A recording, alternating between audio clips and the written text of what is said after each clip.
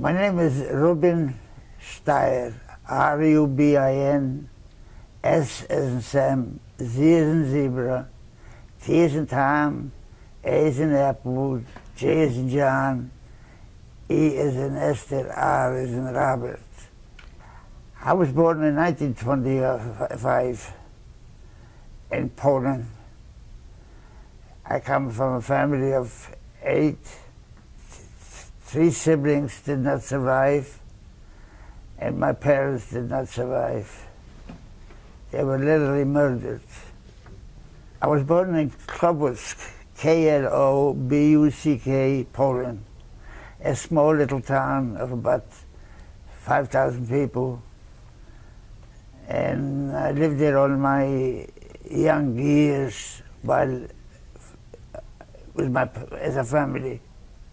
In 1925, I was taken away from my family at the age of 12, never to see them again. Not only not to see them, not even have a grave to go to. And I was in the ghetto, and then I was taken away from my family in my years a little bit, I have a little forgetful, I'm a little forgetful, but it'll come to me. We were taken, put in the ghetto, and kept there until they were ready to take us away into tearing families apart. I was the first one taken away from my family and then sent to a camp in the same town that I lived in. And the rest is history. I never saw them, never heard from them. Nobody had any idea where they were taken. Why were they taken? I was Jewish. The only reason they did anything was because I was a Jew. There was no ill feeling in Poland. They cheered on. When Jews were taken away, the Poles cheered on. So there was no ill feeling at all. It was all planned. It's a feeling, a terrible feeling. We were 3 boys and 3 girls. The 3 older ones survived. The young ones did not. I had a younger brother of age 12. I have a younger sister, 12, 10, and 8. They did not make it, and my parents did not make it. Older brother and older sister and I survived. Well, when they first came in, they started with the ghetto. And let me explain a little bit the ghetto that as I know it, and the ghetto that you know. Mm-hmm. In this country, where you have a certain ethnic group living in one area, it's called the ghetto. But you can move in, you can move out, you can come, you can go, you're a free person. There's some restrictions, but it's not the same. The ghetto that I lived in was that they chose the biggest slum area they could find and made the Jews move out from the other areas in the slum area, and they called it the ghetto. The Germans called it the ghetto. I don't know where it originated, but whatever, it doesn't matter. In big cities, they put walls around, they put markers, they did all kinds of things, so you know where the ghetto is. You also had to wear a yellow Star of David, one in the front, one in the back, to be identified as who we are. And when they put us into the ghetto, we were 8 people, and we gave us one room, probably no bigger than your child had. How do 8 people live in one room? Can't. My mother and my younger sister slept in one bed. We had one bed. Because we couldn't take anything, we had no transportation, we took a few of the things that we could carry, like a little bedding, a little food that we had, clothing, the bare necessities, and moved into the area. In the town I lived, they marked it off. I don't remember if it was crayon or whatever, it really doesn't matter. And had to wear the Yellow Star of David. Anybody age 8 or older had to wear one in the front, one in the back, to be identified. I'm a Jew. Anyone caught outside of that ghetto would usually cost their life. There were no courts. They judged you right then and there and carried out the punishment. In a ghetto as it is here, in here, a ghetto you can move in, move out. You have an ethnic group living there, blacks, whatever. It's called a ghetto. But you're free to leave, move around. We could not. In a slum area as it is here, there are no, you have businesses. We did not have any businesses. We didn't have any factories. We had nothing. If you don't have a business, a factory, how are you going to make a living? And you can't get out from that area. We had to adhere to certain things that I wouldn't do today. We had to smuggle out of the ghetto at night to a field where the farmer grew some food and dug up with our hands and take it, bring it home. But be careful that no one sees you. That is in the summertime, food is growing. What about the seasons when nothing is growing? We had to learn, you would call it stealing, ask about survival. We had to go and dug up with our hands and take it home. Once we brought it home, on the way home I was hoping that I'd pass a fruit tree and find a stone, a branch, anything to throw up and knock down a fruit. Or dig up with our hands, whatever grows in the ground, and bring that home. Once I brought it home, my mother had to ration it. Because if it was raining, we could not crawl on our arms and legs. Nothing was coming in. But that's the summertime, or spring. What about the other seasons? Well, what we did, we took some, let's say, potatoes, put it into a bag or something, and put it in our pants, and keep it there. We hid it. In the spring, we would wear a jacket to cover it up. We did all kinds of things to hide, and hoping that no one catches us. We had to look out, make sure that we don't see that guard. If he was here, I would go around the other way, stay out of the sight. Because once they see me, it's either one or two things. They either take away what you got or shoot us.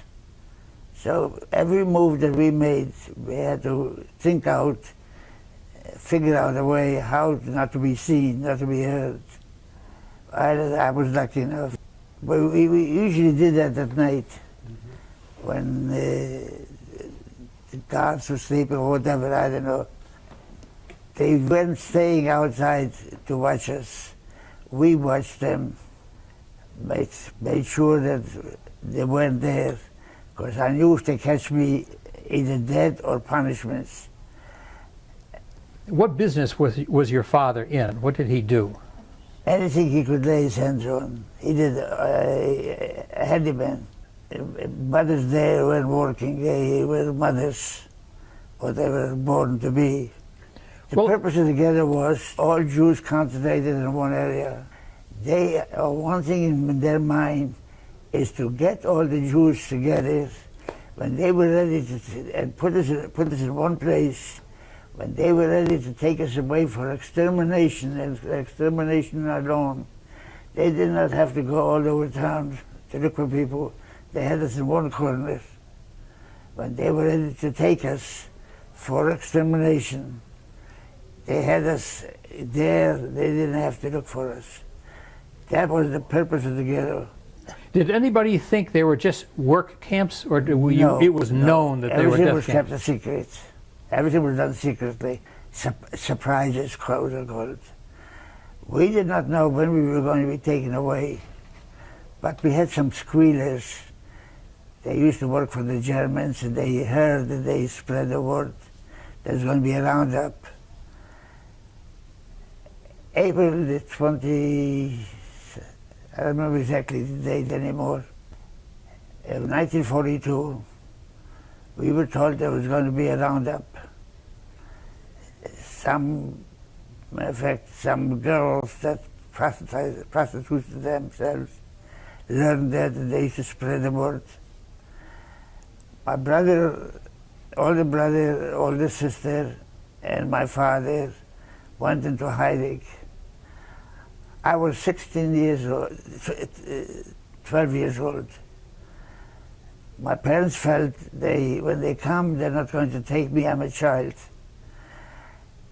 Little did they know that they didn't respect children, that I would be a victim. So I stayed at home.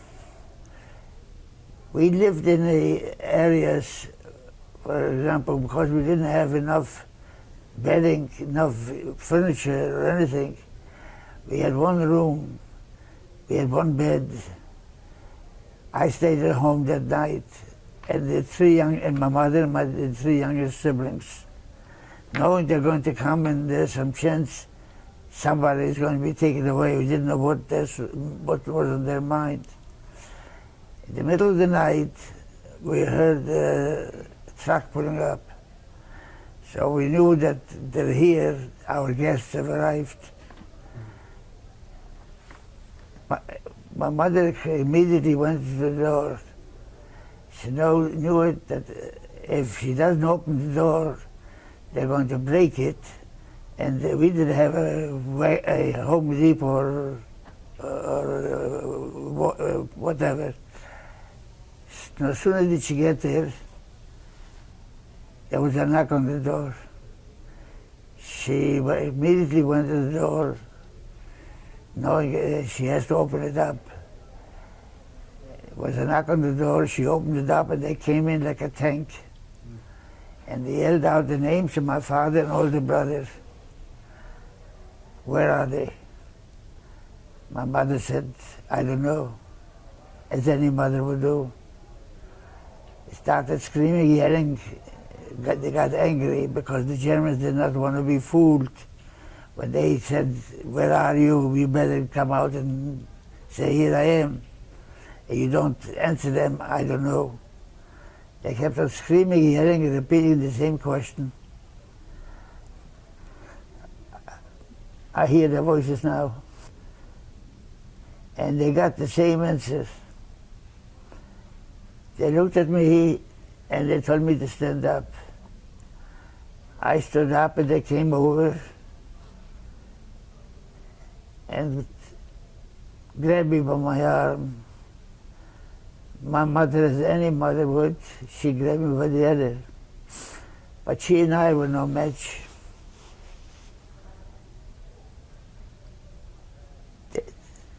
The Germans grabbed me by my mother grabbed me by the other arm, but my mother and I were no match for them. They pulled me out from my mother's arm.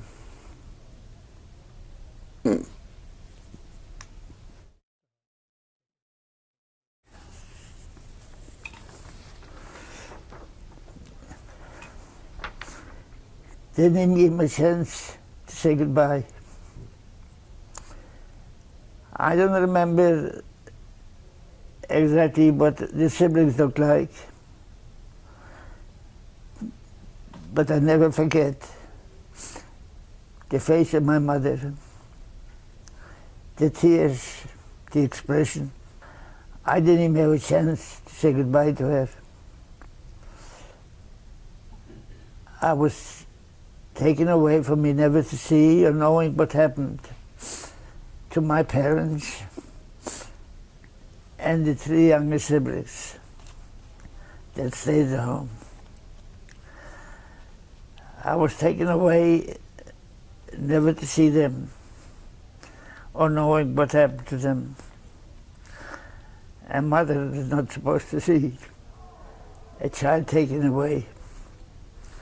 A child can see, not can see, but can tolerate better seeing a mother taken away than a child. I was taken away, but I never forget her expression, her face. I was taken away and taken to a camp. When I got there, they took several things from us. They had us get undressed, and we stayed around naked. I'm 12 years old. I had never stood naked in front of anybody, not even for my father. And they gave us a new outfit, consisting of a pair of pants and a jacket, and a pair of shoes, no socks, and no change of clothes. And they gave us a burlap bag to fill up with straw to become my mattress, and a blanket to serve as a sheet and a cover. And then we were assigned into a barrack. If you've been to the museum, they show you the barracks. These were, the rooms had a window on each end and had a door and had bunk beds. I don't remember what else. And they assigned us into the barrack, each one a bunk bed, one top and one at the bottom. And that's when the Holocaust began. I don't know how long we were held there, captive, but gradually, the next day, they made us go to work. The kind of work we did, they gave me a blanket to serve as a sheet and a cover. They gave me a outfit, a pair of pants and a jacket, a burlap bag to fill up with straw that became my mattress, and we were assigned the barracks, the rooms. Were you the only person from the family that was everybody that they were looking for, they were looking, let's say, 12 to 50. My father was not there, he was hiding. He was not home. My brother and sister weren't there either. And so they only took those that they were looking for. They had a list of everybody they wanted. But the only one that they found there, that was there at the time, that was on their list, was you. Is that correct? In my family. In your family, yeah. Yes. Yeah, yes. Okay. Then what was the name of the camp that they took you to? It was called Markstad. I'm sorry. Actually, it was Sztajer for a short while. Five lakes in German. The next morning it became a routine for quite a while. They woke us up around 5:30, 6 o'clock. They gave us our ration for the day, a cup of substitute coffee, no bread, no cereal, no nothing. That was it. Summer, winter, spring, fall, whatever. At 6:30 they counted us, make sure no one escaped.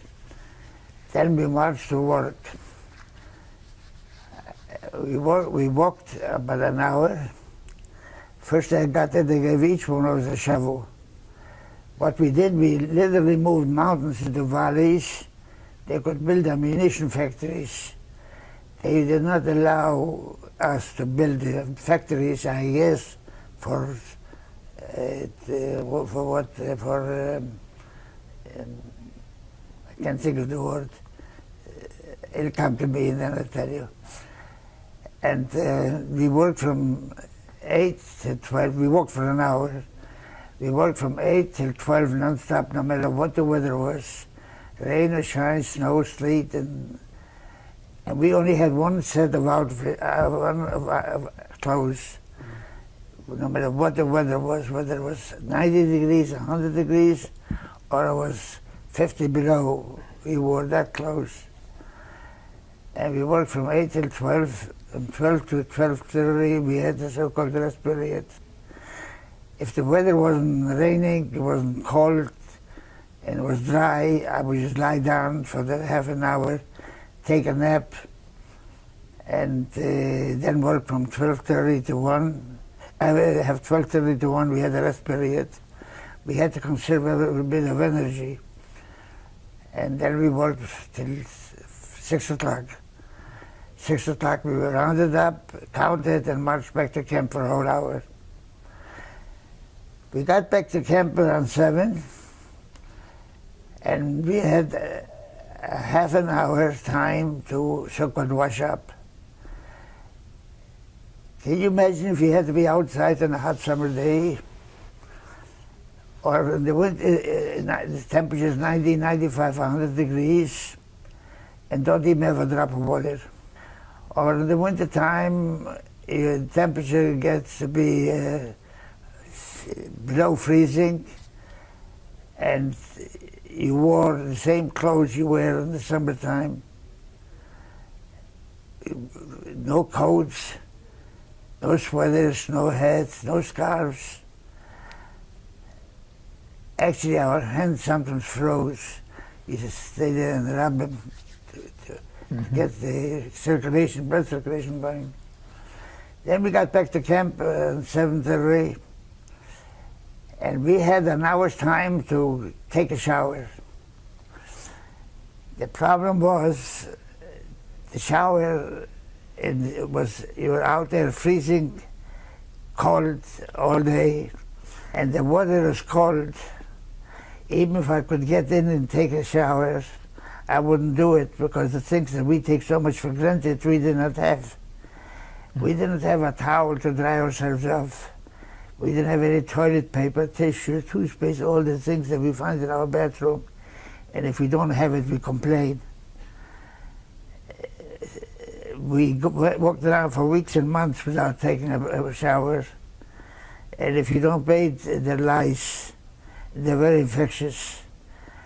Typhus, the usual killer. Then came time to eat. And the whole time that I was in Sztajer, I never saw a fruit. I never saw a vegetable. I'm not talking about eating, seeing. They gave us a cup of soup made out of rutabaga. They would feed the cattle, and a small portion of bread that had to last 24 hours. And then there was curfew, and we had to go to sleep. They were young boys and middle-aged men. They didn't separate the young and old.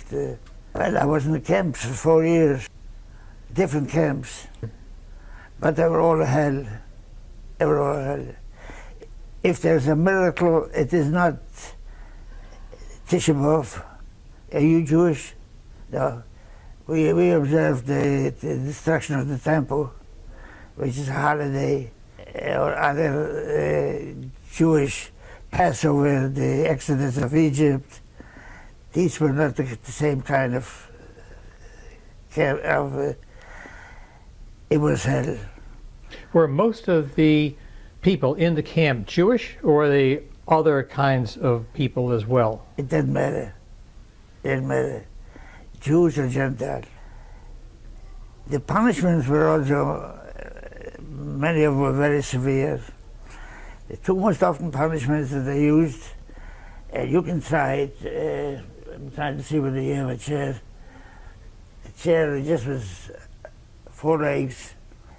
If I committed a so-called crime that they thought it was a crime, they would make me pick up a chair, lighter than this, and pick it up by the two front legs, because the rear legs has the back more weight that pulls you down. Crouch down on your toes and see how long you're going to last. If by accident your heels touched the ground, they would start all over again, usually half an hour. It's absolutely a terror. I'm not going to go in all of this here because it kind of wears me out. I can only speak for myself. I was in different camps. They didn't keep us in one camp because if we finished the job there, they didn't need us there. Even though they didn't pay us any labor or anything, they sent us to somewhere they could use us. Escaping. We were guarded 24 hours a day. Assuming I can escape, where am I going to go? Poland were very, very anti-Semitic. If I go and if they see me, they report me to the guards immediately. I didn't know where I was. So I stayed in that camp because there at least I was safe. I would die from starvation, I would die from, but not from torture. So I stayed there in the camp, and it turned out the right decision. There's so many things that went on there, it is unbelievable. At the end of the 4 years, people were down. I was in Bergen-Belsen. Bergen-Belsen was a camp unlike the others I was in. They didn't have to kill us. We would die ourselves from starvation. They took away the condition, the living condition. It was an empty shell. No heat, no air conditioning, no nothing. It was cold like hell in the wintertime and hot like hell in the summertime or spring or fall. We had no beds. We slept. I'm not going to tell you how we slept. I don't want you to have nightmares about it. It was hell on earth. People were dying. Our job there, if you ever go to the museum, there's some videos where you have 4 different ones, and one of them has Bergen-Belsen, the condition in there. I'm not going to talk to you about it. They're too graphic, and some of it is too personal. No, I got out because I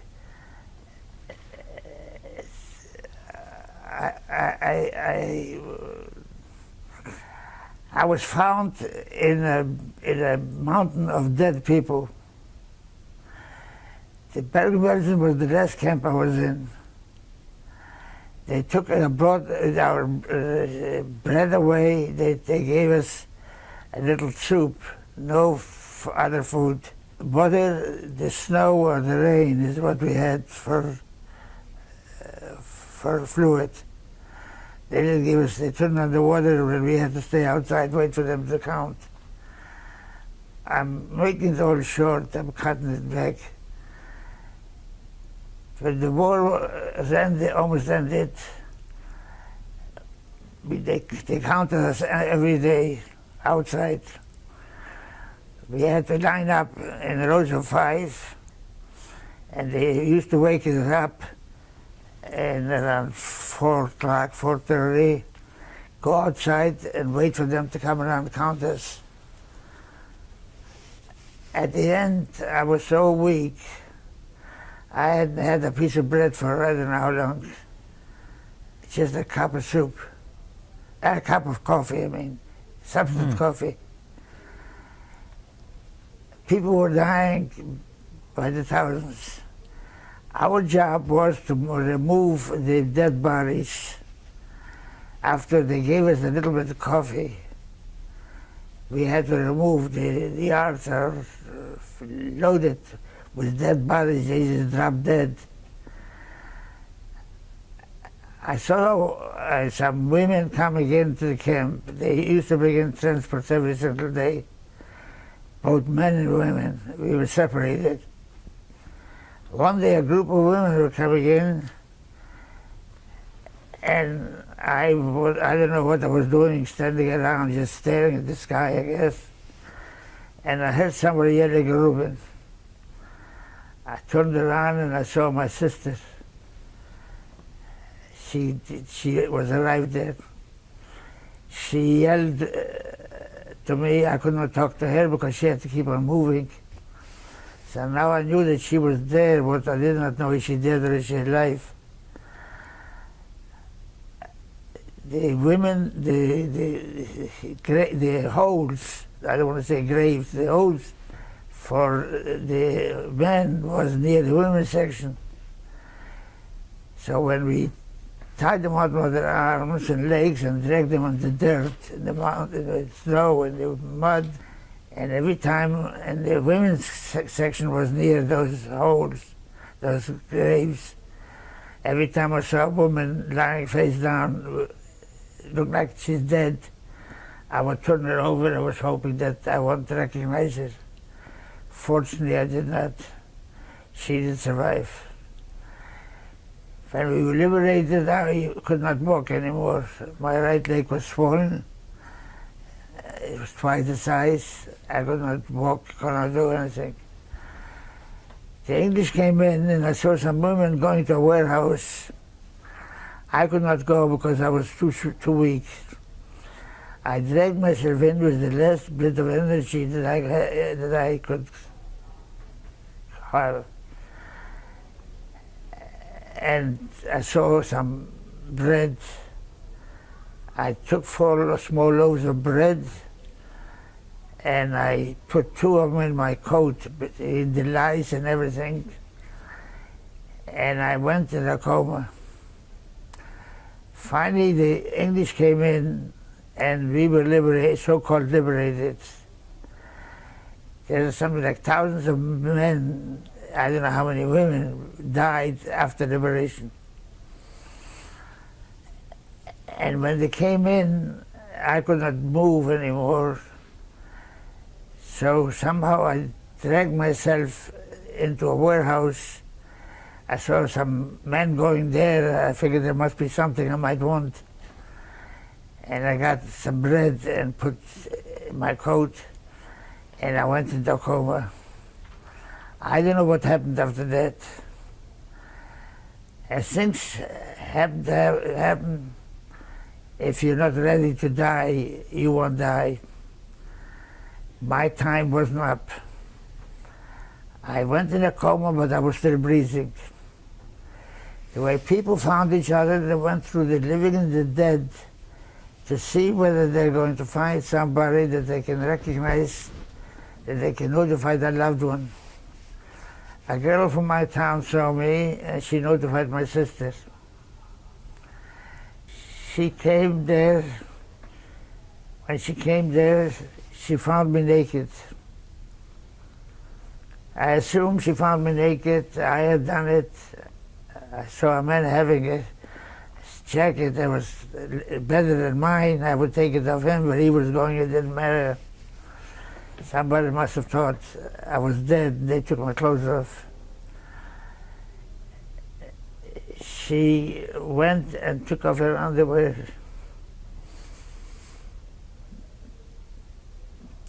And she put it in me to give me some a little decency, a little humanity. Hadn't she been there, I would not be sitting here.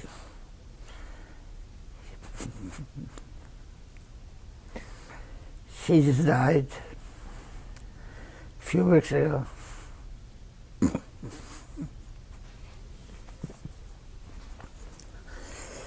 She gave me life. I don't know what she did. She took off her underwear and put it on me, but I don't know what she did. She was constantly with me. She gave life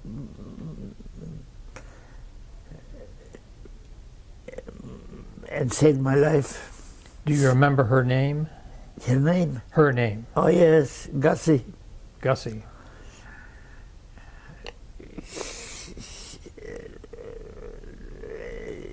She said, my mother gave birth to me, and she gave life to me. I was everything else. almost until the day she died. She didn't die as a young person, 94. But she did so much for me. For the next few, she took around her and put it on me. And I don't know what else she did, she doesn't talk about it.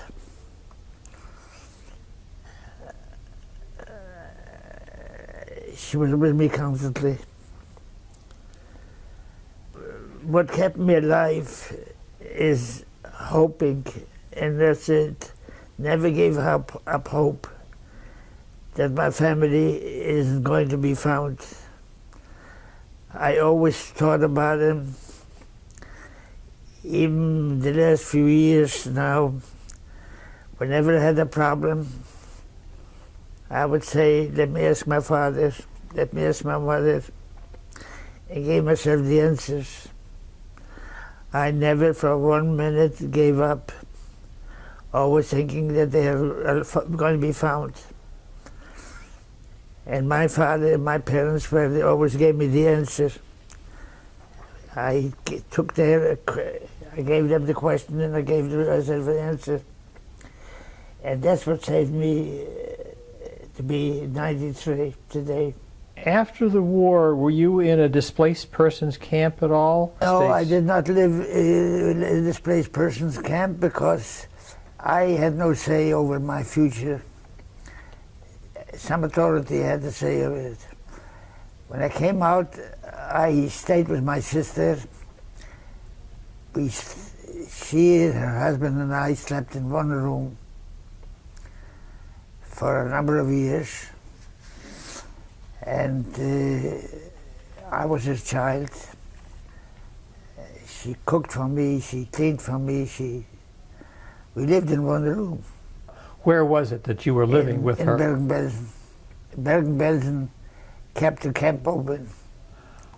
And it took a few months before they took us out of there. And when they took us out, we did not want to go back to Poland.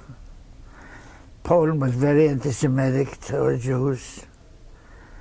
I'm not going to criticize him now. I'm not going to say much about him now. But I wanted no part of Poland.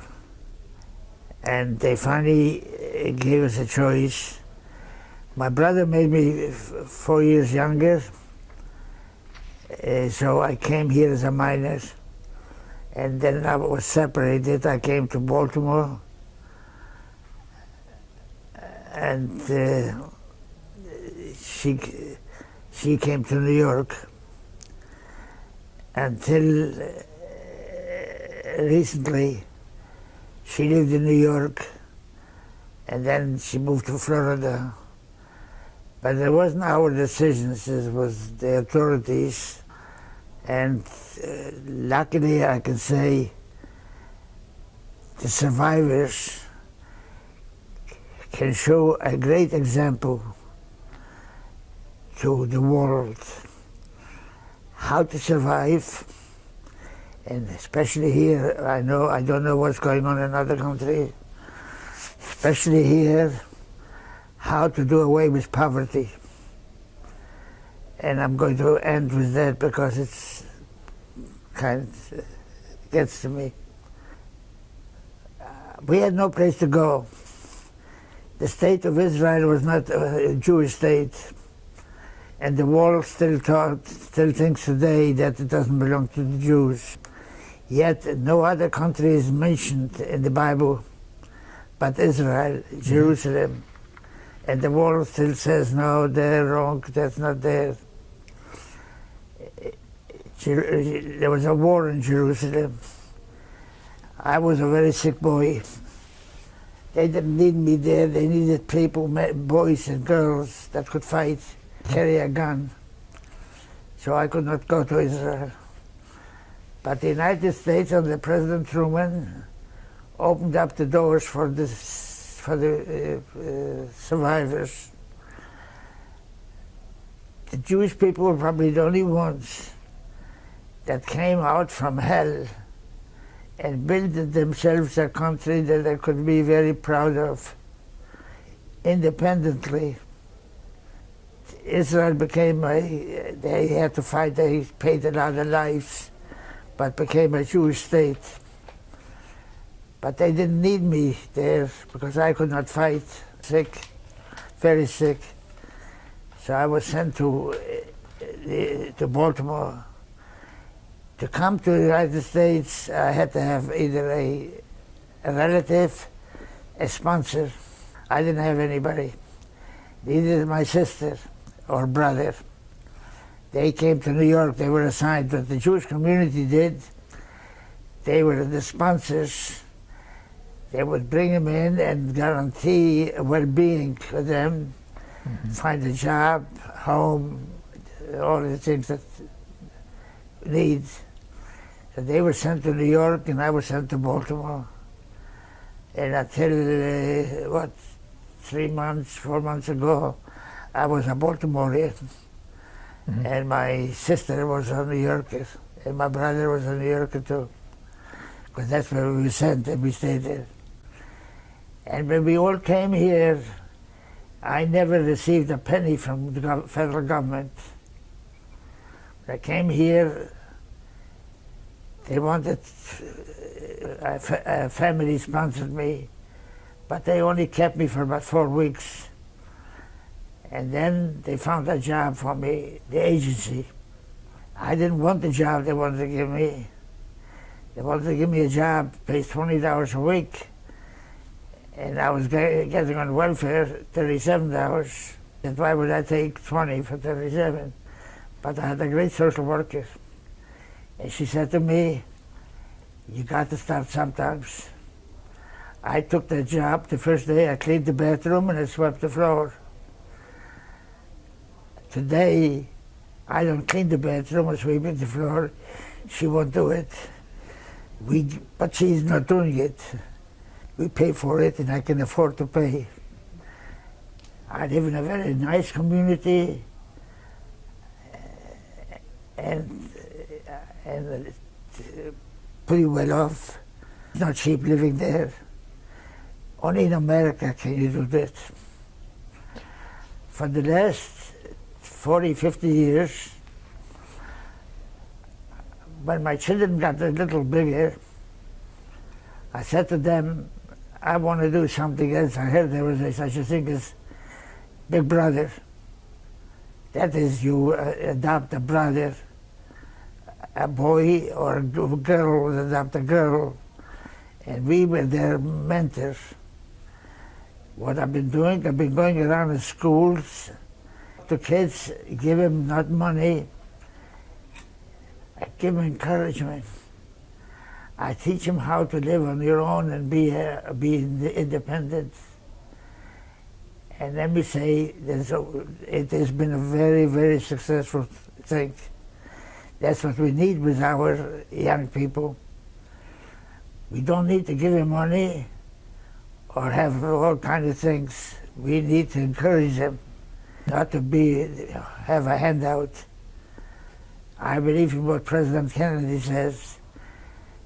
Don't ask what the country can do for you, but what you can do for the country. That's what I do. Unfortunately, government here, social workers, they don't try to make them independent. They want them to be dependent on them. When they're dependent on them, they get health care, they get transportation, they get everything, housing, cell phones, you name it, they get it. And they're so spoiled. Why work when you can get it free? I've been doing that for many years. And I know I've saved a lot of kids from committing suicide because I tell them how I made it. When I came here, I didn't have a penny to my name. And as I said, today I'm independent and I live in an expensive area. And if government would follow my footsteps, we would not have poverty. Anyway, I could go on and on and on. Let me end it. If you have any other questions, feel free. No, you've had an amazing life, and I want to thank you very much for sharing it with us. And hopefully that some of the people who hear what you've had to say today will be inspired by it, to make the most of their life that they've been given and create something useful out of themselves. If you do know some schools, middle school, high school, or college, they want me to, in this area, they want me to come to speak to them. I take no rewards from them. I just get their praise. Well, there is love. You know what they need? They need somebody that's been there. It's been there. I had a black kid, 30 years old, and I was his mentor. Yep. One day I said to him, Larry, what do they tell you, the ball players and the other people, when they come to your class? What do they tell you to help you? He says, they come and they tell me I should be a good boy, go to school, do my homework and all these things. And when they finish, they go home to a big house. They go home they have plenty of money, have a nice family, and I go home to the same little house. And I said, wait a minute, I've been to that little house, and I made it, why can't you? I speak to these kids, and I tell them what I went through. Then I tell them where I am today. We have 3 children, all college graduates, doing quite well. We have 7 grandchildren, they're college graduates and doing quite well. We have 3 great-grandchildren, but they're too young. Mm-hmm. They're still dependent. Mm-hmm. And if I could, and I live in a nice community, and if I can do it, look what you can do it. And nobody can do it for you. You have to do it yourself. Having a rich man going into a classroom and saying, or a ball player, you should do this and this, and they say, what does he know? He got everything. I'm going home to her home. That's what we need.